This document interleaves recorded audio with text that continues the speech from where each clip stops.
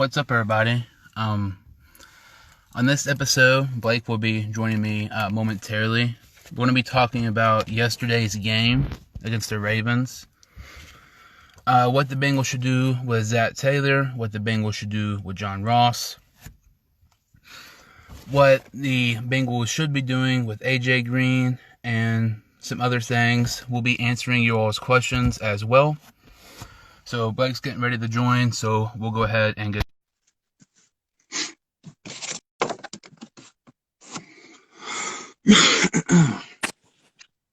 Hey, can you hear me all right? Yeah, clear. All right. So we're pretty much going to be talking about, I already mentioned it to some of the listeners, the game yesterday, what the Bengals should do with Green, Ross, Taylor, and answering some questions. So with the game yesterday, can you tell me like your thoughts on our performance yesterday? It wasn't very. I mean, defensively it was okay. It was pretty solid. They had Lamar. They forced Lamar to have one of his worst games, like PFF wise, PFF grade wise in a while. But the offense was awful. It was terrible. A lot of it falls on the offensive line not being able to not being able to pass block, run block, anything. And I mean, anyone that watched the game could tell Burrow was pretty much in danger on every time he stepped back. But I thought he looked pretty good. I thought he looked pretty good whenever he had a little bit of time. So maybe they could kind of look at that and try to get him more time next week. And I don't know. The Ravens are a pretty good defense, but it was pretty ugly. Yeah, losing 27-3. I mean, I don't care who you're playing. That's horrible, especially considering the offensive talent we have. And I mean, 3 points. I don't care if Green has sucked this year like he has been. I don't care if Ross hasn't been playing because he's been a healthy scratch. It shouldn't matter. Scoring 3 points with this offense is just really unacceptable. And to kind of put in perspective that how bad this offensive line is, Mixon had 24 carries. He had 59 yards. That's as longest carry of the game yesterday was 7 yards. Burrow was sacked like 7 times. And, lots of people were excited. The offensive line might have found their groove, not allowing a sack against the Jaguars. Up until that game, we were on pace to allow 75 sacks. That's the second most in NFL history in a season. The record is 76. Despite us not allowing a sack to the Jaguars, I mean, Burrow was sacked 7 times, and even after that performance, we've given up 22 sacks in 5 games. That's still on pace to be sacked 70 times. And basically, pretty much this whole entire episode, I'm probably going to be ranting the whole time because I'm just so fed up with crap when it comes to Green, Ross, Taylor, pretty much everything in general. And, Burrow had less than 200 passing yards, but like you mentioned, I think the Ravens defense is really good. And I think he did play better than people expected to play. Better than people thought he would. Because, I mean, not necessarily people thought he would, but lots of people, like the announcers, he needs to get rid of the ball. He can't get rid of the ball if he's getting sacked or hit or pressured every single effing play. I mean, he's fighting for his life. I'm genuinely concerned when we play Pittsburgh because he's going to get killed. But, I mean, this team, it's not going to be anything.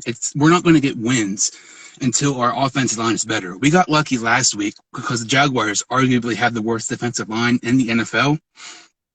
But, I mean, the Colts have a really good defense, and we're playing them this week. And I still cannot believe how bad this offensive line is. Yeah, it's easily one of the worst in the NFL, and I think a lot of that goes on Jim Turner. I think he's really, I mean, if you look at his whole career, he's never really done a good job as an offensive line coach, and he's still not doing a very good job now. I think the numbers speak for themselves. I think he cares more about running the ball and run blocking, which, I mean, really looking at grades wise hasn't been awful, but still they could be better. I just don't really think Jim Turner cares about Joe Burrow, if I'm being honest. I mean, he's more worried about either run blocking or I don't really know why, you know, Jim Turner and Zac Taylor defending their offensive line when it's one of the worst in the league. So I think they really need to either admit that there's a lot of work to do or their time could be running out. Well, it should. I don't know if it will, but they need to kind of focus in and look what they have. And I think Jonah Williams is really the only one they have on the offensive line for the into the future. Trey Hopkins is all right. He's pretty solid. He'll be good for the next year or two. So I think besides Jonah Williams, you're going to have a lot of work to do on offensive line. And it could really start right now with maybe giving Hakeem and Ninja snaps.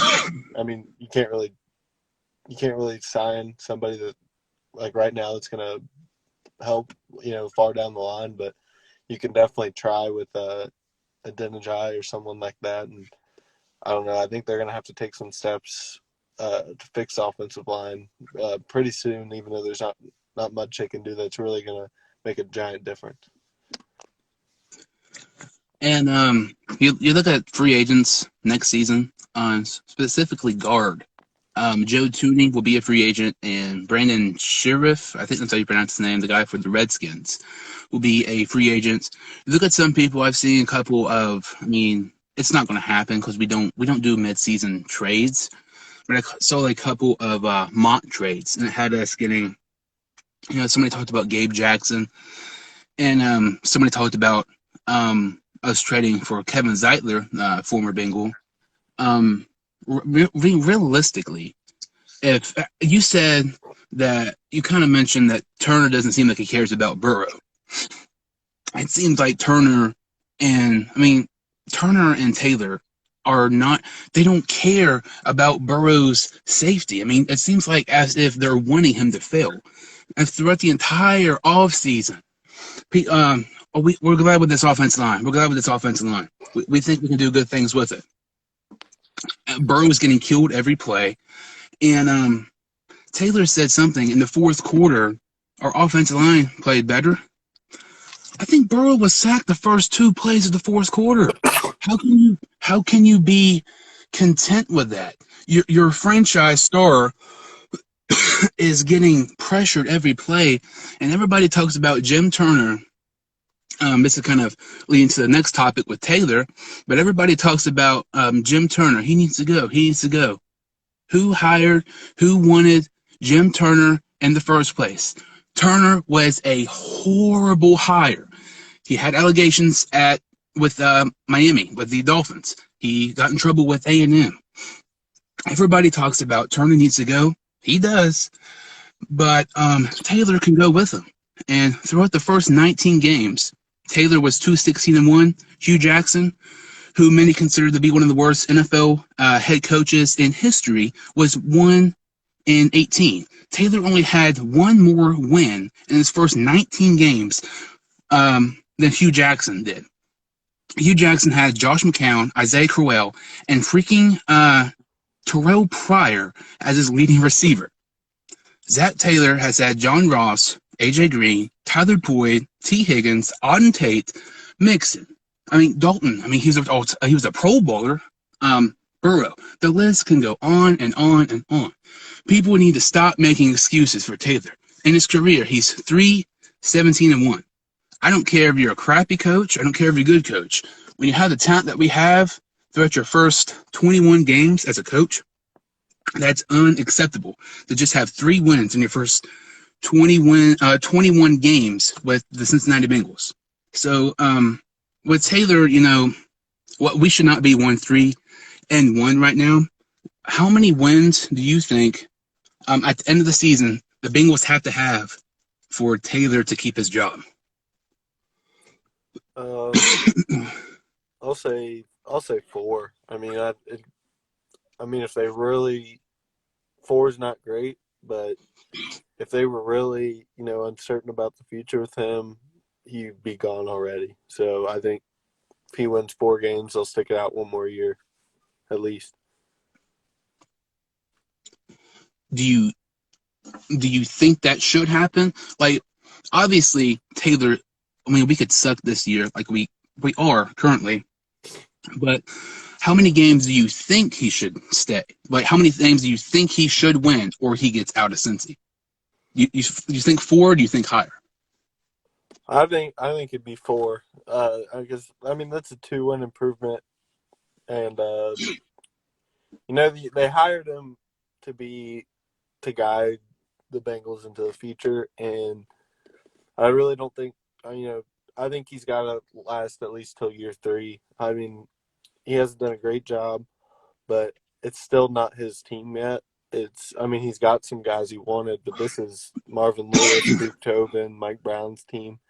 This isn't this isn't this isn't the team he's built yet. And I think until he gets guys that he wants to be, the future of this franchise, I think year 3, if year 3 starts the way this year started, I think that's when they go ahead and get rid of him. But I think he's pretty safe this year because, like I said, he hasn't got.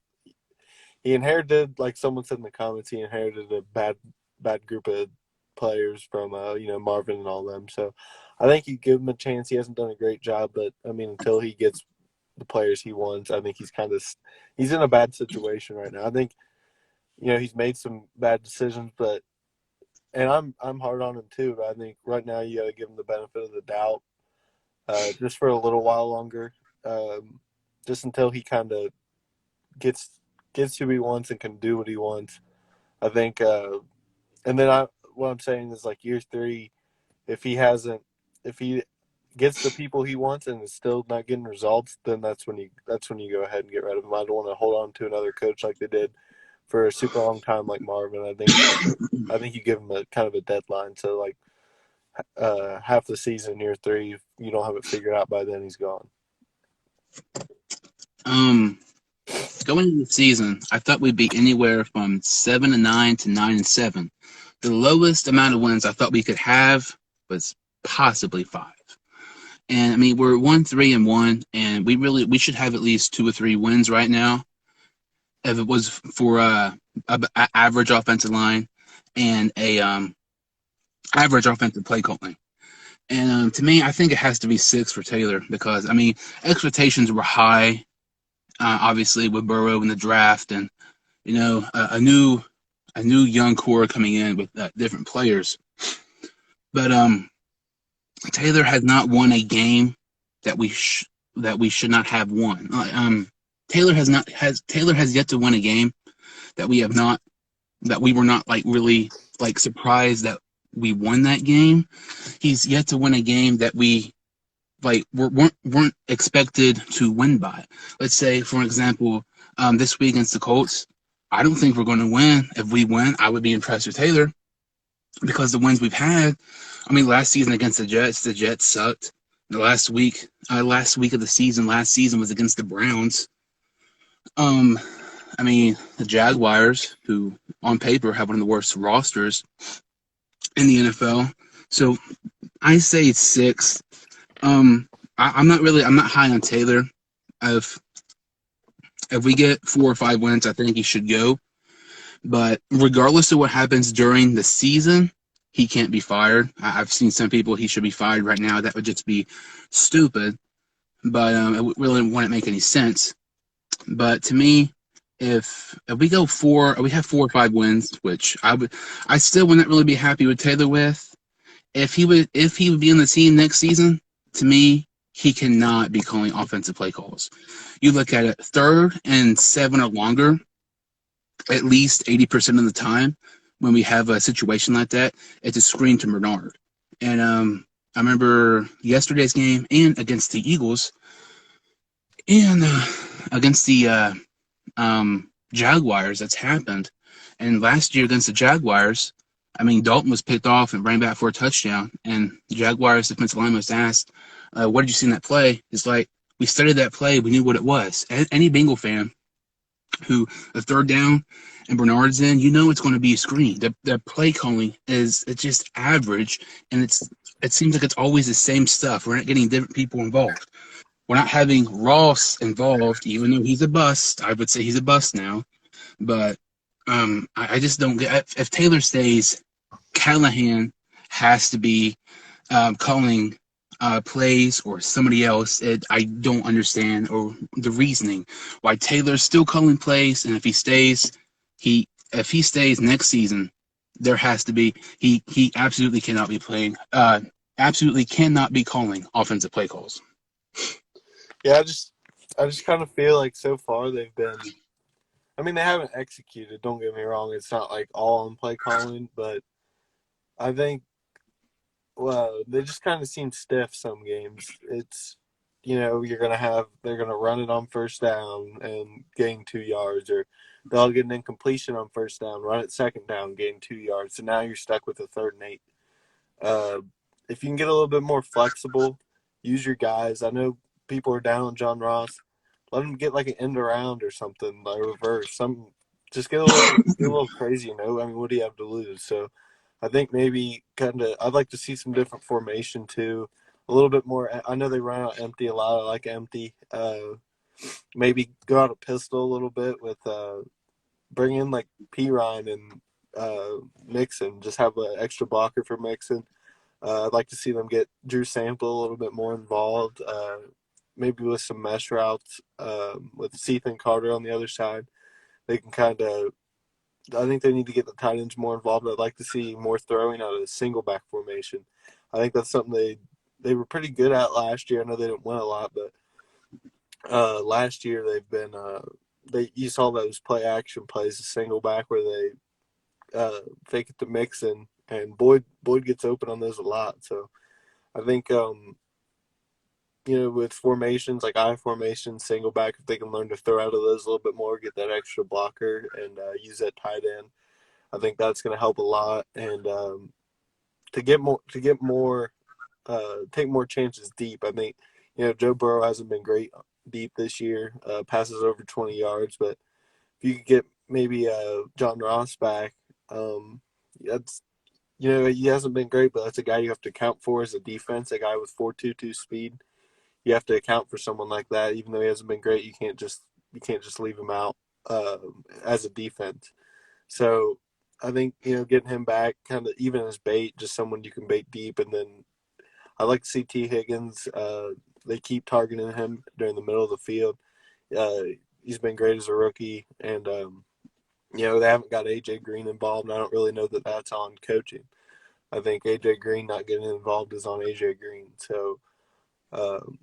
A lot of respect to AJ. He's been a great Bengal, but I think coaching's going to get blamed for why AJ hasn't been great. But I think it's on him so far this year. You mentioned Sample, and I'm not completely sold on Sample, but I have been impressed by his production this season. And to me, I feel like the offense can really get going. Before Uzama got injured, I feel like when we've been targeting tight ends, it seems like our offense has been a lot better. And you notice teams who have been good throughout the years, they have top tight ends. You look at Kittle with the 49ers, Kelsey with the Chiefs. Ertz has been a big part of why the Eagles have had success in the past several seasons. And I think if we can target Sample more, I think they can kind of get the offense going. Because, teams don't really scout him at times because it doesn't really get the ball much. And you ended it with Green. And, you look at it. Green is a top 5 player, easily a top 5 player in Bengals franchise history. He's done so much for Cincinnati. He's helped us. He's had so many remarkable plays, him and Dalton together. A great guy, great person, has done charity work. But, I don't want to see him play anymore for the Bengals. He's one of my favorite players of all time. I love him so much, but we have to be kind of reasonable. I understand lots of people like him; they don't want him to go, but you got to do what's best for the team. His contract is stupid. It's just extremely high for somebody who his production is somehow going lower and lower and lower each game. In 5 games, I believe he has 119 yards, which is just insane because I believe the last time he played against the Ravens I think it was the last time against the Ravens, but in 17 minutes he scored 3 touchdowns. And that was just 2 years ago. And it's crazy. I know he's came back from the injury. He's up until the season, he's only played 9 games the last 2 seasons. He's getting older. He's injury prone. That contract is ridiculous. I appreciate what Green has done for the franchise. He's definitely one of the best players in franchise history. He's had a Hall of Fame caliber career. If it wasn't for injuries, Green would probably be in the Hall of Fame. Maybe not because we're the Bengals, but any other team he would be. But I just don't see AJ Green in the future at this point, especially due to his contract, his age, his injury issues, his production. And you mentioned people with the offense lacking AJ Green targets. It's not due to the offensive calls, and it's not due to Burrow. It's due to Green. I mean, you look at Green; he cannot get yards from separation, and it's crazy considering I saw I can't remember the stat, but it was just insane. Like he cannot get separation from the secondary at all, and that's why he's not getting targets. And I mean that interception. We could talk about that forever. How he didn't really try. It's just, I mean, he's had multiple drops this season. I love him so much. He's one of my all-time favorites, but he has to be traded. We got to do what's best for the team. And I understand people were upset, but you play to win. You make your team better. You're not playing to necessarily always make your fans happy. A move right now might not seem the greatest for some fans, but if we get a mid-round pick and he works that well, it could end up going well for us. I think Green should be traded. I'm not on the trade AJ Green trade. Trade AJ boat. What I think is I don't think that all that AJ's done for the Bengals is worth a 5th or 6th round pick in a trade. I think. I know you got to do what's best for the team now, but looking forward, he's not in the future plans. So you let him ride out this year. If he leaves, you let him retire, it's a good ending. AJ gets to retire as a Bengal. If he leaves in free agency, you're probably going to get a comp pick for that. So you're probably going to get a 4th or 5th round pick, compensatory pick for him leaving. So it's either, you can kind of settle it at the off season. He goes out respectfully. You get a 4th or 5th round comp pick, or it could end. All that AJ's done could end in a bad way right now, and you get a 5th or 6th round pick for a trade. And I think I'd rather see AJ go out the way he wants to go out at the end of the season, and get a draft pick other than it ending bad right now. So I think you let him finish out this year under the franchise tag. That money, you don't have to pay him anything next year, and everything ends well. I think that's the right way to do this, unless he demands a trade right now. But I think that's the way you do that. I don't disagree. I mean, I would like to see Green traded. If he's not, I mean, it's whatever. But if he does write out the contract like you mentioned, and he does not resign next season, and we get a compensatory pick for him, I mean, that would work too. And I mean, I really wouldn't be against that, but it's just kind of aggravating that how much he's getting paid and his lack of production and his lack of being able to stay healthy. And speaking of staying healthy, the past several weeks, John Ross has been a healthy scratch. And I know John Ross is injury prone. I mean, I don't get how anybody cannot say that. I mean, he's always injured. But it's been a healthy scratch the last several weeks, which doesn't really make sense to me because Alex Erickson, I like Erickson. He's one of my favorite Bengal players. But in 5 games this season for Erickson, he's played 27 offensive snaps. He's had 1 target and for 9 yards. You can't tell me that John Ross would not have better production than that. I mean, you have John Ross in our offense.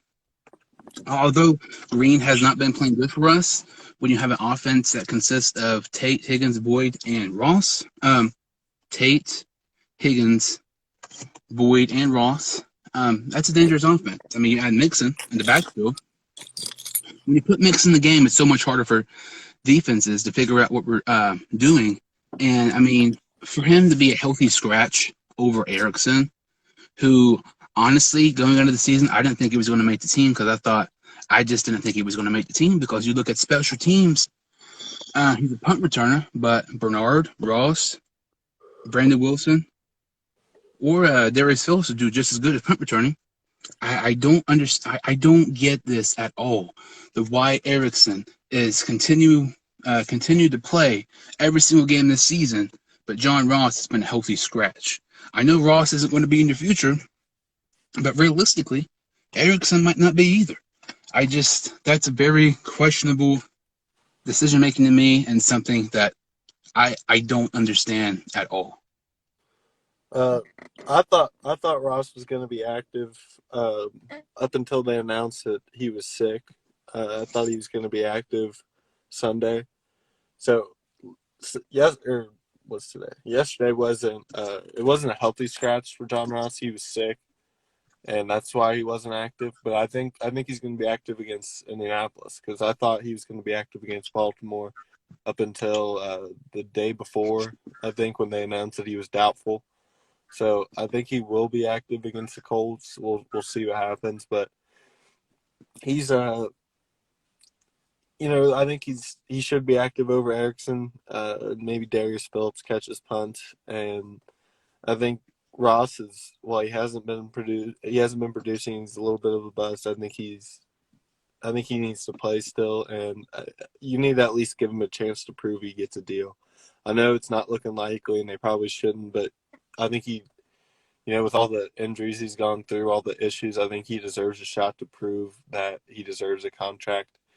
And even though right now it's not looking like that, I think he should get a chance to show what he can do. Even though as like analysts, fans, writers, whatever, we don't think he will. I think he should get a shot. Even if he fails, then he fails. You don't sign him back. But I think he needs one more chance.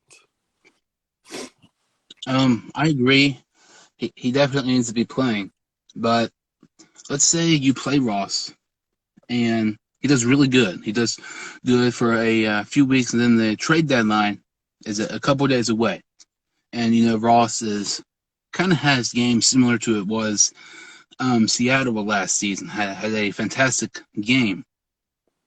Would you, let's say he has, I don't know, 250 yards-ish in a 3-game span. Would you trade him when I know he's a free agent at the end of the season, but would you trade him to maybe get something more, or would you keep him to try to re-sign him for next season? I think you leave that up to Joe Burrow. I think you ask Joe Burrow, is he someone that you had a good game with him? Is he someone you want to keep looking to in the future, another pass option you want to keep? Or is he someone you would be okay with if we trade? And, Burrow, I think he's young, but I think he's mature enough to kind of give his input on a decision like that. And if Burrow says that John Ross is someone that he wants to throw to in the future, then I think you keep him, because that's what you should do for your franchise quarterback, your rookie quarterback. And if Burrow says, I just like Boyd and Higgins more. I don't really know how often I'll be thrown to him. Then you go ahead and trade him and draft somebody like Kadarius Toney or Marquez Stevenson in the 4th or 5th round. That's a speed guy, someone like that, deep threat, vertical threat. So I think they have a lot of options with Ross, but you have to get Burrow's input before you make a decision like that, because at the end of the day, it's going to affect Joe Burrow too. That's a great way to put it. And I've never really thought about that answer that much. It's a great way to put it, though. And you mentioned Kadarius Toney. If Ross is not on the team next season, Toney is somebody I would absolutely love to have in this team. I think he could be kind of what the Bengals wanted Ross to be. But unfortunately, Ross has not lived up to the hype that he people wanted him to have production wise, but he's just not able to have that production. But Tony is somebody I would absolutely love. I maybe fourth round, kind of like you mentioned. So, if there's any questions, you can go ahead and comment them. Not really answer many. Kind of been talking about some different stuff. We'll say that I'm gonna start my draft profile soon. I did them last year. It's people in the people that could be drafted. I think would fit well for the Bengals. I watch a lot of their film and look at their stats and kind of give a full report on them. And the first one is gonna be coming in a couple, probably a week or two, and it's gonna be Marquez Stevenson. That's my favorite replacement for John Ross right now. But Tony would be good too. I like them both. We've kind of talked before Stevenson and Tony. Where would you like if you could have one or the other? Who would you pick? Right now, Stevenson, because he's a true vertical threat. He's a burner. I think Tony's more.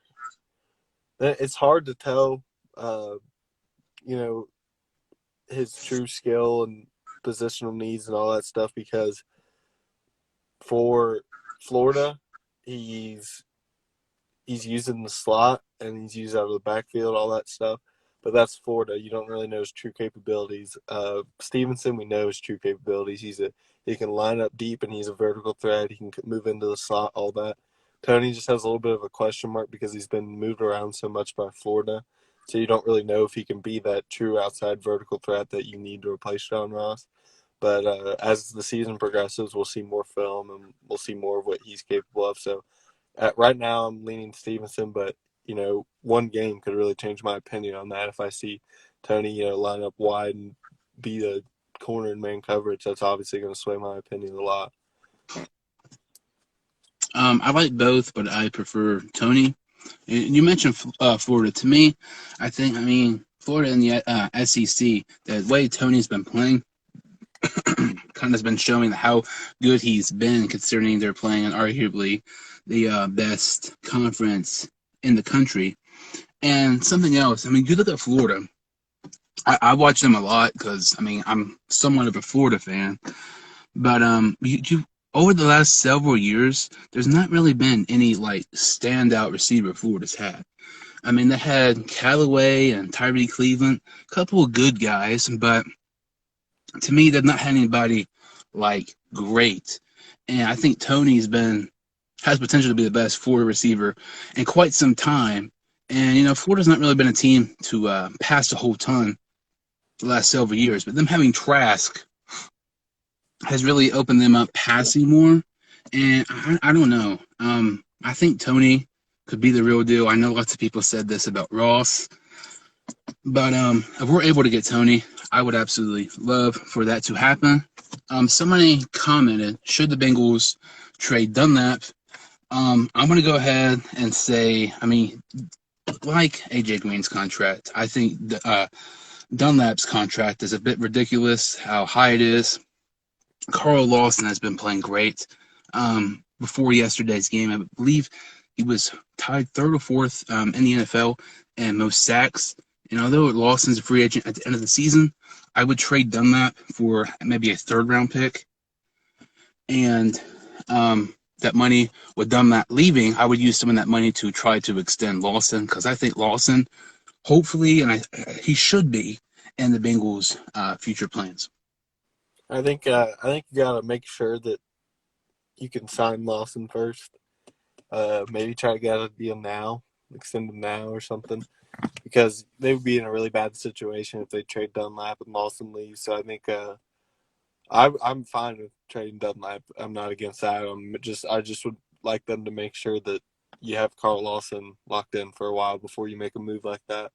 And if they do, then yeah, I think that'd be a good move. And maybe someone like Kareem could step up in his place as that third defensive end. Yeah, I agree. You have to make sure Lawson, like you just said, you have to lock Lawson up for trading Dunlap because, if you don't and Lawson leaves and you trade Dunlap, that is going to be a horrible mess. And with the Bengals playing the Colts this week, What's kind of like your expectation for this game, and who do you have winning that game? I have the Colts right now. I don't know. I think with their defense and uh, I think the Bengals will have a good chance if they can make Philip Rivers make mistakes, which Philip Rivers is not very good this year. So I think if they can force mistakes, they can win this game. And uh, I'm pretty excited for it. It's the first game I'll get to go to this year. I'm going up to Indy for it, and it'll be the first game I ever live tweet, write an article about that I've been to. So pretty excited for the game. But right now I have the Colts. Yeah, I have the Colts as well. The Colts have one of the better defenses in the NFL. Had a couple of picks from Mayfield yesterday, and you mentioned Rivers. I mean, he has sucked this year. If the Colts had prime Rivers, they would be a contender, not just in the AFC. I think the Colts could be a Super Bowl contender if Rivers was playing like it used to be for the Chargers. But Rivers has not been good this year. His arm is really bad. It's not what it used to be. Great defense, like I mentioned, and I think we're going to be able to get some pressure against them. Maybe they have a really good offensive line, but Rivers being older, not being, I mean, he's never been a mobile guy, but not be able to move much. I think maybe we can get a couple of sacks, and they have a really good defense, like I mentioned. And I think this is going to be another long day for Burrow and the offense due to the poor performance of the offensive line this season. I think it's a winnable game, but I don't think we'll win. I think it'll be maybe 16-20, something along that line. The Colts winning. Be really interesting to see how it plays out, but hopefully we can win. But I'm a little bit confident, but not too much. So we kind of cover some different stuff. Zac Taylor, AJ Green, John Ross, the game yesterday, and this week's upcoming game against the Colts. So can you tell the listeners where they can follow you on social media? Yeah, it's at Beejel43 _ on Twitter, and that's probably the best place to follow me. Fellow Blake on Twitter, he does live tweets during the games. He tweets like a ton during the games. He'll update you on pretty much every single drive during the game, keep you updated and stuff. I mean, Whodey Nation News at the _ on Twitter, Whodey Nation _ news on Instagram. It's where you can follow me. Thank you all so much for listening, and until next time, Whodey.